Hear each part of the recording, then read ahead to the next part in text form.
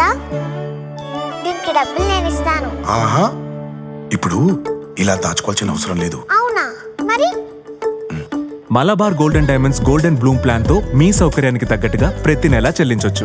11 నెలల తర్వాత అంతవరకు మీరు జమ చేసుకున్న డబ్బుతో బంగారం తీసుకోవచ్చు. 18% వరకు తరుగు ఛార్జీలు చెల్లించాల్సిన అవసరం కూడా లేదు. మరి ఇప్పుడు ఏం చేద్దాం?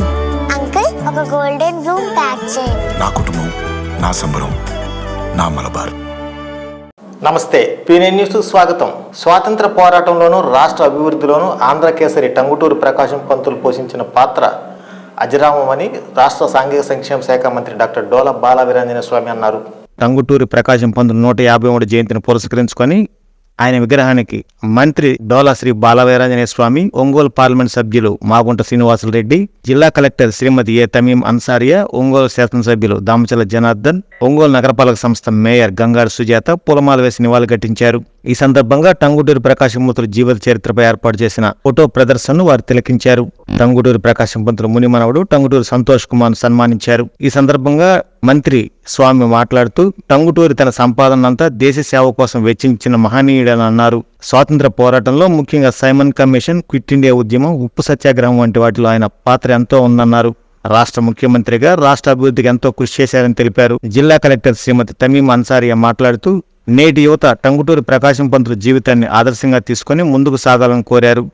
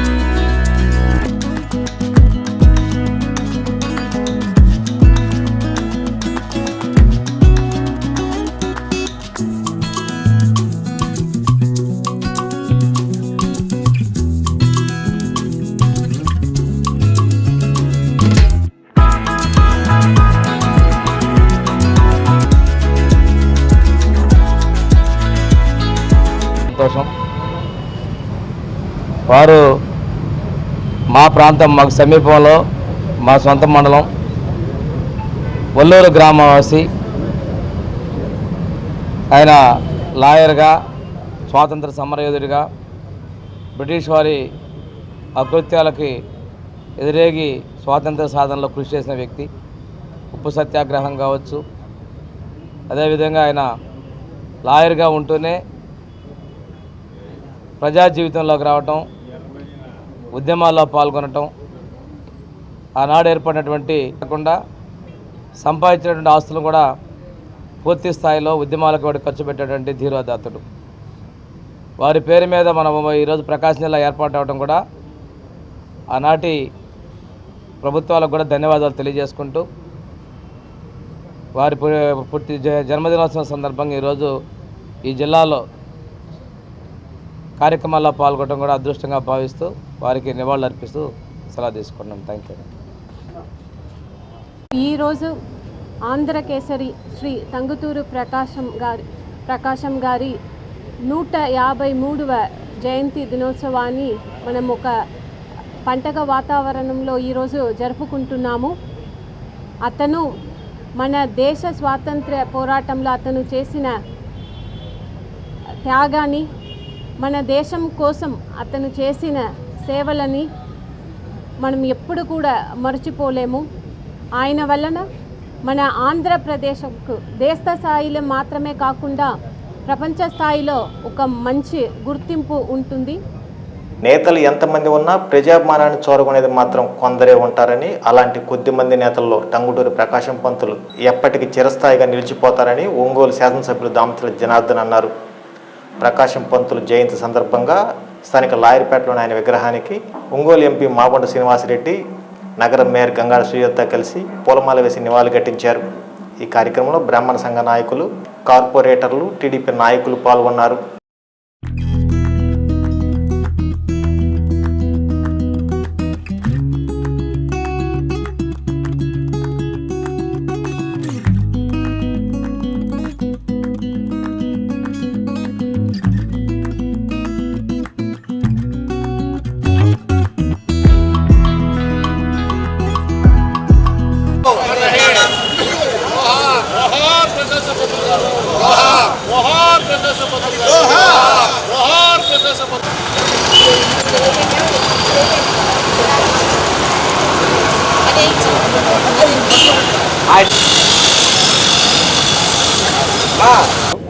అదేవిధంగా ఇక్కడ లాయర్పేటలో ఇక్కడ కూడా ఎక్కువ బ్రాహ్మణ్స్ ఉండే ఏరియా, వాళ్ళందరూ కూడా ఇక్కడ ఒక మంచి విగ్రహం కూడా పెట్టుకోవటం, ఇక్కడ ఎప్పుడు కూడా ఒక మంచి కార్యక్రమాలు కూడా చేయడం జరుగుతూ ఉంటుంది.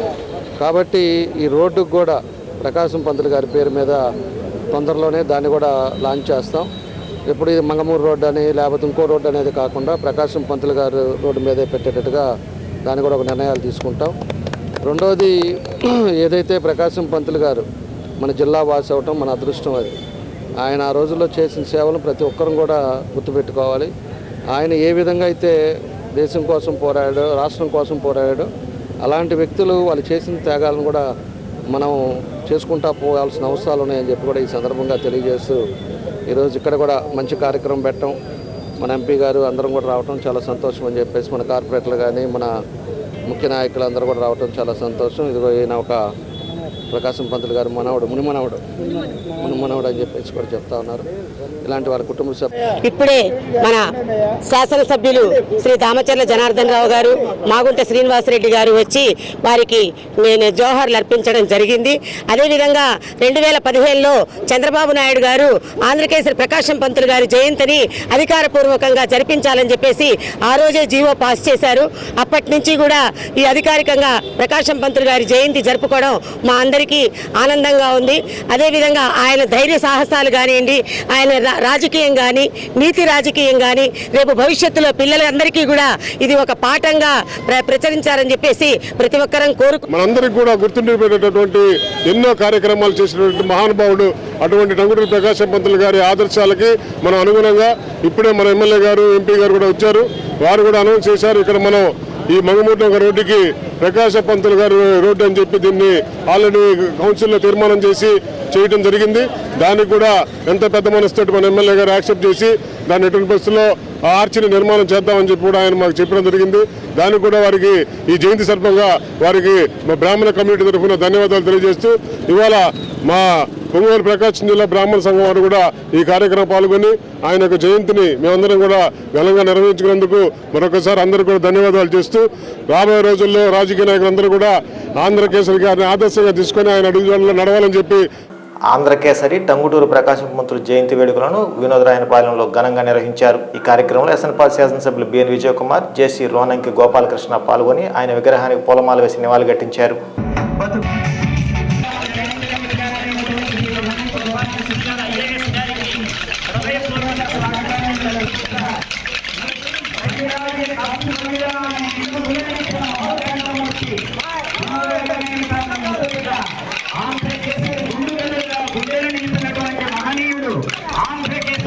అంగరంగ వైభవంగా జరుగుతున్నది ఈ మన ఆంధ్రకేసరి టంగుటూరి ప్రకాశం పంతులు గారికి జోహార్. ఆంధ్రకేసరి టంగుటూరి ప్రకాశం పంతులు అమర్ రహే. ఆంధ్రకేసరి టంగుటూరి ప్రకాశం పంతులు అమర్ రహే. వినోదరాయనపాలెం ముద్దుబిడ్డ ఆంధ్రకేసరి టంగుటూరి ప్రకాశం పంతులు గారు అమర్ రహే. ఆంధ్రకేసరి టంగుటూరి ప్రకాశం పంతులు గారు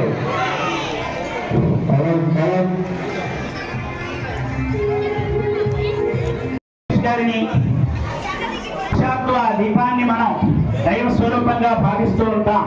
ఏ కార్యక్రమం అయినా కూడా ఆ జ్యోతి ప్రచురణతోటి నిరాటంగా మన గౌరవ శాసనసభ్యులు విజయ్ కుమార్ గారికి, మన మండల విద్యాశాఖ అధికారి రవి గారు, మరి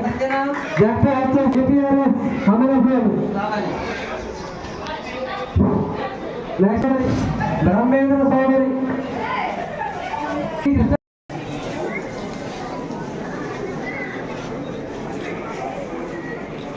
సంతనూతలపాడు అసెంబ్లీ నియోజకవర్గ సభ్యులు గౌరవనీయులు శ్రీ బిఎన్ విజయ్ కుమార్ గారికి, మరి ఇక్కడ ఉన్నటువంటి స్పెషల్ ఆఫీసర్ బేబీ రాణి గారికి, ఆర్టీఓ గారు, ఆయన లాయర్ అయ్యి దాని తర్వాత లండన్లో కూడా లాయర్గా నేర్చుకొని దాని తర్వాత మెడ్రాస్ ప్రెసిడెన్సీలో ఒక బ్యారిస్టర్గా చేయడం చాలా గొప్ప విషయం. అందుకని ఆ రోజు చదువుకున్నాడు కాబట్టి, అన్నీ తెలుసు కాబట్టి, మన భారతదేశానికి ఇండిపెండెన్స్ రావాలని ఆయన ఎంతో కోరాడు. ఆ రోజు Simon commission, go back Simon commission అనే ఉద్యమంలో పాల్గొన్నాడు. దాని తర్వాత ప్రకాశం పంతులు గారు ఆ రోజు కాల్పడానికి వస్తే ఫస్ట్ నన్ను కాల్చాలని చొక్కా చింపుకొని చూపించిన వ్యక్తి మన ప్రకాశం పంతులు గారు. మనమందరం గుర్తుపెట్టుకోవాల్సింది ఏంటిదంటే, ఆయన ఒక బీద కుటుంబంలో పుట్టిన కానీ చాలా ధనవంతుడు అయ్యాడు. అన్ని సంపాదించిందంతా కూడా మళ్ళీ దేశం కోసం ఆయన పెట్టి చివరికి చాలా ఇబ్బందులు ఉన్న సంగతి మనందరికీ తెలుసు. ఆయన రాజమండ్రిలో కూడా చాలా రోజులుండి 1904లో అక్కడ మున్సిపల్ చైర్మన్గా కూడా ఎన్నికయ్యారు. సో ఇవన్నీ చూస్తూ ఉంటే మన రాష్ట్రానికి, మన ప్రకాశం జిల్లాకి రాష్ట్రం రావడానికి ఎంతో కష్టపడిన వ్యక్తి, మన భారతదేశానికి ఇండిపెండెన్స్ రావడానికి ఈ ప్రాంతం నుంచి ఎంతో కష్టపడిన వ్యక్తి మన ప్రకాశం పంతులు గారు మన ప్రకాశం జిల్లాలో ఉండటము, ప్రకాశం జిల్లా కూడా ఆయన పేరు మీద పెట్టడం ఎంతో గర్వకారణం. మనము ఈ సందర్భంగా తెలుసుకోవాల్సింది ఏంటిదంటే, ప్రకాశం పంతులు గారు మాదిరి అందరూ బాగా చదువుకోవాలి. ఏది చదివే మనకు అన్ని విషయాలు తెలుపుతుంది. ఎందుకంటే చదువుతోనే మన జ్ఞానం వస్తుంది. ఏది కరెక్టు, ఏది మనకు కరెక్టు, దేశానికి కరెక్ట్ అనేది చదువుతో. ప్రార్థనతో ప్రారంభిస్తాం. యా పుణ్యేంద్ర తుషారహార ధవళ, యా శుభ్ర వస్త్రాన్విత, యా వీణా వరదండ మండిత కర. హత్య ఘటనపై సమగ్ర విచారణ జరిపించాలని, మహిళల భద్రతకు కఠిన చట్టాలు అమలు చేయాలని ఒంగోలు బార్ అసోసియేషన్ సభ్యులు డిమాండ్ చేశారు. అసోసియేషన్ ఆధ్వర్యంలో చర్చ్ సెంటర్ వద్ద నిరసన తెలిపారు. మానవహారం నిర్వహించారు. హత్య చేసిన నిందితులను కఠినంగా శిక్షించాలని డిమాండ్ చేశారు.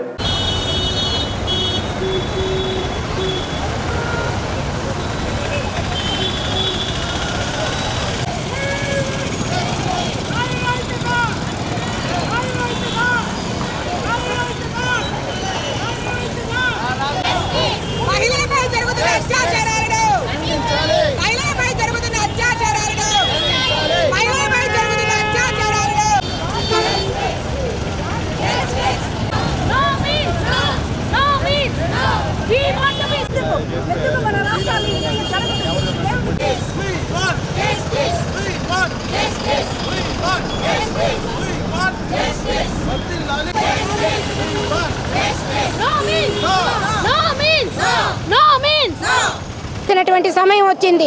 తల్లి చెల్లిని గౌరవించాల్సిన సమయం వచ్చింది. ఎవ్వరు ఏమీ మాట్లాడకపోతే ప్రభుత్వాలు రాజకీయాలకు లొంగిపోతున్నాయి, పదవులకు లొంగిపోతున్నాయి. ఈరోజు సుప్రీంకోర్టు సుమోటోగా ఈ కేసును తీసుకొని విచారిస్తుంది. అంటే ఏ చట్ట ప్రకారం విచారిస్తుంది? ఏ చట్టము లేదు. సుప్రీంకోర్టు కళ్ళు తెరిచింది.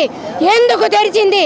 ఇంతటి హీనమైనటువంటి నేరం, చదువుకున్న వాళ్ళు చేసినటువంటి నేరం, ఉన్నటువంటి సాక్ష్యాధారాలను వ్యతిరేకింపజేస్తున్నటువంటి ఈ విధమైనటువంటి ప్రభుత్వాలు ఉన్నాయి. ఈ ప్రభుత్వాలను వ్యతిరేకించాలి. ఇన్వెస్టిగేషన్ చేయకుండానే సాక్ష్యాధారాలు మార్పు చేసి సాక్ష్యాన్ని ట్యాంపరింగ్ చేసేటటువంటి ప్రయత్నం చేశారు. అది ప్రభుత్వాల్లో ఉన్నటువంటి పెద్ద మనుషులు చేస్తున్నారు. అంటే ఎంతోమంది పెద్ద మనుషులు ఈ నేరంలో పార్టిసిపేట్ చేశారు కాబట్టి దాన్ని బయటికి రాకుండా చేయడానికి ఈ విధంగా చేస్తున్నారు. సాక్ష్యాధారాలను మట్టు పెట్టడానికి చూస్తున్నారు. కనుక సాక్ష్యాలు బయటికి రావాలి. ఫెయిర్ ఇన్వెస్టిగేషన్ జరగాల్సిన అవసరం ఉంది. ట్యాంపరింగ్ను వ్యతిరేకించాలి.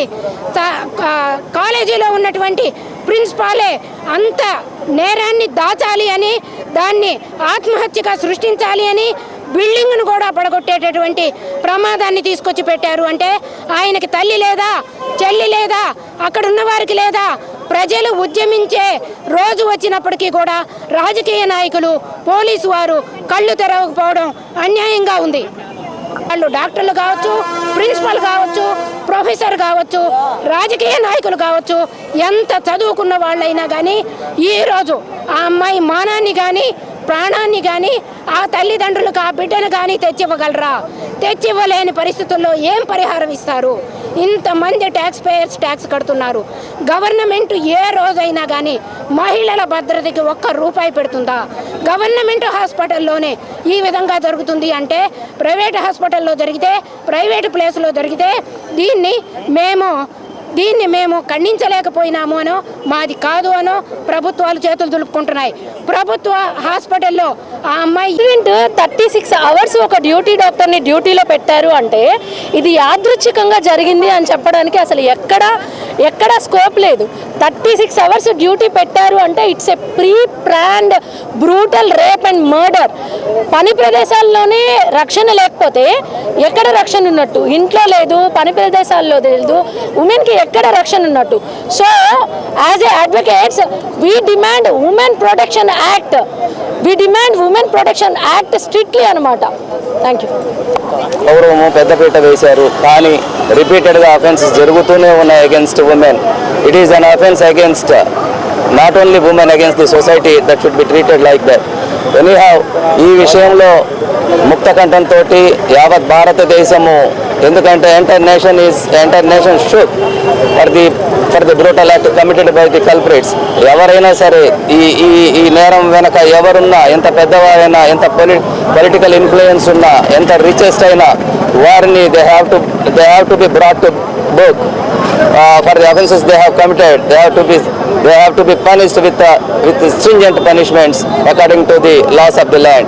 అదే విధంగా ఇటువంటి నేరాలు చేయాలన్నా కూడా భయం పుట్టే విధంగా చట్టాల్లో మార్పు రావాలని న్యాయవాద వ్యవస్థ నుంచి, అదేవిధంగా మా ఒంగోలు బార్ అసోసియేషన్ తరఫున ఈరోజు ఆ బిడ్డకు జరిగినటువంటి ఆ అన్యాయాన్ని తీవ్రంగా ఖండిస్తూ మేమందరం కూడా నిరసన శాంతియుతంగా చేస్తున్నామని, అదేవిధంగా ఆ బిడ్డ ఆత్మకు శాంతి కలగాలని, ఆ తల్లిదండ్రులకి తగిన స్ట్రెంగ్త్ భగవంతుడు ఇవ్వాలని నేను కోరుకుంటూ, అదేవిధంగా వెస్ట్ బెంగాల్ ప్రభుత్వం కూడా దీంట్లో వాళ్ళు కూడా ఇనిషియేట్ చేసి వాళ్ళ మీద చర్యలు తీసుకునే విధంగా స్వాతంత్ర సమరయోధులు ఆంధ్రప్రదేశ్ మాజీ ముఖ్యమంత్రి టంగుటూరి ప్రకాశం పంతులు 153వ జయంతి కార్యక్రమం జిల్లా గ్రంథాలయంలో ఘనంగా నిర్వహించారు.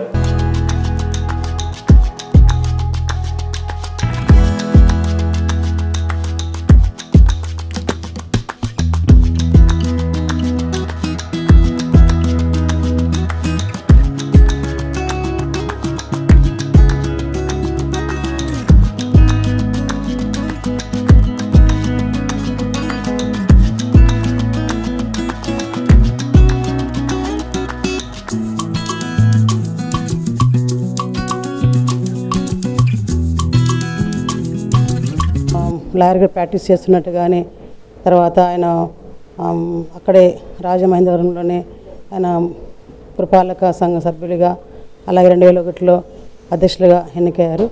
తర్వాత ఆయన ఇంగ్లాండ్కి వెళ్ళి బారిస్ట్ పట్టా పొందుకొని, అలాగే సర్టిఫికేట్ ఆఫ్ ఆనర్ ఆయన సంపాదించుకొని, తర్వాత మరి ఇంగ్లాండ్ నుంచి మన జాతీయ బీజాన్ని పెంచుకొని, మరి తిలక్ అని బిసెంట్ వారితో అనేక రాజకీయ నాయకుల పరిచయం పొంది, తర్వాత ఆయన మన అలాగే క్విట్ ఇండియా ఉద్యమంలో పాల్గొని, అని బిసెంట్ క్విట్ పాల్గొని, అలాగే గాంధీజీ నిరాకరణ ఉద్యమంలో ఆయన పాల్గొని, తర్వాత ఆయన లాయర్ ప్రాక్టీస్ వదులుకొని, తర్వాత క్విట్ ఇండియా ఉద్యమంలో 1942 కిట్ ఉద్యమంలో పాల్గొని 3 ఏళ్ళు జైలు శిక్ష అనుభవించి ఆ జైల్లో కూడా ఆయన నా జీవిత యాత్ర అనే పేరిట స్వీచరిత్ర రాసుకొని తర్వాత 1921లో స్వరాజ్య అను ఆంగ్ల దినపత్రికని ప్రవేశపెట్టి తర్వాత 24లో కూడా ఆయన ఉద్యమాలు పాల్గొని అట్లాగే మళ్ళీ 1945లో కూడా స్వాతంత్రోద్యమం పాల్గొని 46లో కూడా మద్రాస్ ప్రెసిడెన్సీలో జరిగిన ఎన్నికల్లో కూడా ఆయన ముఖ్యమంత్రిగా ఎన్నికయ్యి అలాగే 1953లో కూడా మన ఆంధ్ర రాష్ట్ర తొలి ముఖ్యమంత్రిగా రాజధాని కర్నూలులో కూడా ప్రమాణ స్వీకారం చేసి 1957లో ఆయన 87వ ఏట ఆయన ఆంధ్రకేసి తనం సాధించారు. ఇలాంటి గొప్ప వ్యక్తి మన ప్రకాశం జిల్లాలో ఉన్నందుకు ఆయన మంత్రి ధైర్యశాలి, ఆయన సాహసి, ఆయన మంచి స్వాతంత్ర సమరయోధుడు. ఆయన పరిషత్ పట్టా కూడా మన ఆంధ్ర రాష్ట్రంలో పొందిన ఘనత మన గారి గురించి చెప్పాలి అంటే వాళ్ళ పెద్దవాళ్ళు మంచి రాజకీయ పరిస్థితుల నుంచి వచ్చినప్పటికీ కూడా, అంటే అప్పట్లో వాళ్ళ నాన్నగారు వాళ్ళ తాతగారు వాళ్ళు అందరూ కూడా కరణంగా చేసినా కూడా ఆయన ఆ కుటుంబం నుంచి వచ్చిన తర్వాత వాళ్ళ నాన్నగారు చనిపోయిన తర్వాత ఆయన తినడానికి కూడా తిండి లేనటువంటి పరిస్థితుల్లో ఉండి వాళ్ళ తల్లిదండ్రులు వాళ్ళ అమ్మగారు హోటల్ నడుపుకుంటున్నటువంటి పరిస్థితుల్లో అది సరిపోక తన చదువుకు సరిపోక దగ్గరలో ఉన్నటువంటి ధనవంతుల ఇళ్లలో తను వర్క్ చేసుకుంటూ చదువుకున్నటువంటి వ్యక్తి. ఆ తర్వాత ఎంతో ఉన్నత స్థానానికి వెళ్ళి చదువుకొని ఉద్యోగం చేసుకుంటూ ఎంతో ఆస్తిపాస్తులు సంపాదించిన తర్వాత అది మొత్తాన్ని కూడా సమాజానికే ఇచ్చారు. ఆ ఒక్క కారణం చేత మనం ఈరోజు కూడా తనను గుర్తుంచుకున్నాం. ఎంతోమంది రాజులు పోయారు, రాజ్యాలు పోయాయి, ఎంతోమంది ధనవంతులు ఉన్నారు, ఎంతోమంది గతించిపోయారు. కానీ ఎంతమంది ఉన్నా సరే మనం ఈరోజు కూడా ఎంత గొప్పగా తన గురించి చెప్పుకుంటున్నామంటే ఇక్కడ ఉన్నటువంటి విద్యార్థులు ఎవరైతే ఉన్నారో ఈ విద్యార్థులలో కనీసం ఒకళ్ళలోనూ ఆ స్ఫూర్తి రగలకపోతుందా, మళ్ళీ అంత గొప్ప ఖ్యాతిని మన దేశానికి మన తర్వాత యువతరానికి అంతా కూడా ఆదర్శంగా ఉంటారనేటువంటి భావంతో చేసేటటువంటి ప్రయత్నం ఇది మన సెక్రటరీ మేడం గారి ఆధ్వర్యంలో ఇంత ఘనంగా జరగడము, అలాగే పేరయ్య గారు అలాగే మిగతా స్టాఫ్ అందరూ కూడా ఈ విధంగా చేసుకోవడం ఎంతో గొప్ప విషయం అండి. ఇది ఎంతోమందికి స్ఫూర్తిగా ఉండాలని మనస్ఫూర్తిగా ఆశిస్తూ myself Shiridi Sairam and I'm from impact foundation అండి, శ్రీ గంపా నాగేశ్వరరావు గారి Andhra Pradesh state SC commission chairman Arumudi Victor Prasad తన పర్యటనలో భాగంగా కడప నుండి విజయవాడ వెళ్తూ మార్గమధ్యంలో అద్దంకి వచ్చారు. అద్దంకిలో నూతనంగా ప్రారంభించిన ఎస్ఆర్ గ్రాండ్ హోటల్లో అద్దంకి ఎస్సీ ఎస్టీ మైనారిటీ సోదరులు ఇచ్చిన ఆతిథ్యం స్వీకరించి కొంతసేపు స్థానిక పరిస్థితుల గురించి తెలుసుకొని తగు సూచనలు సలహాలు ఇచ్చారు. SC ST BC and minority ఐక్యవేదిక కార్యవర్గ సభ్యులు ఆయన ఘనంగా సన్మానించారు. ఈ సందర్భంగా ఐక్యవేదిక సభ్యులు మాట్లాడుతూ చైర్మన్ పదవీకాలం నేటితో ముగుస్తుందని, కావున అద్దంకి నియోజకవర్గంలోని ఎస్సీ ఎస్టీ బీసీ మైనారిటీ సోదరులు అందరూ తప్పనిసరిగా విజయవాడలో జరిగే విక్టర్ ప్రసాద్ పదవీ విరమణ సభకు హాజరు కావాలని కోరారు. ఈ కార్యక్రమంలో ఐక్యవేదిక రాష్ట్ర అధ్యక్షులు జ్యోతి రమేష్ బాబు, ప్రధాన కార్యదర్శి శ్రీమన్నారాయణ మూర్తి, సభ్యులు విస్తర్ల వెంకట సుబ్బారావు, మదర్సా ప్రిన్సిపల్ సయ్యద్ హుస్సేన్, ఎడ్లపల్లి కొమ్మలపాటి బుజ్జిబాబు, బత్తుల చందు బాలచంద్ర, తెలుగు లెక్చరర్ గాలంకి ఆనందబాబు తదితరులు పాల్గొన్నారు.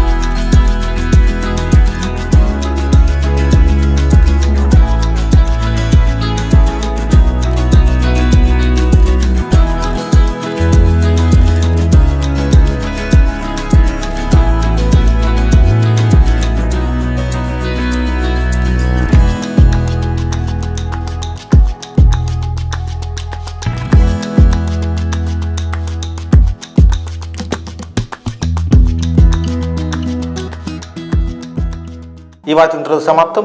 నమస్కారం. గుండె సంరక్షణ కోసం మరింత జాగ్రత్త తీసుకోవడం అవసరం.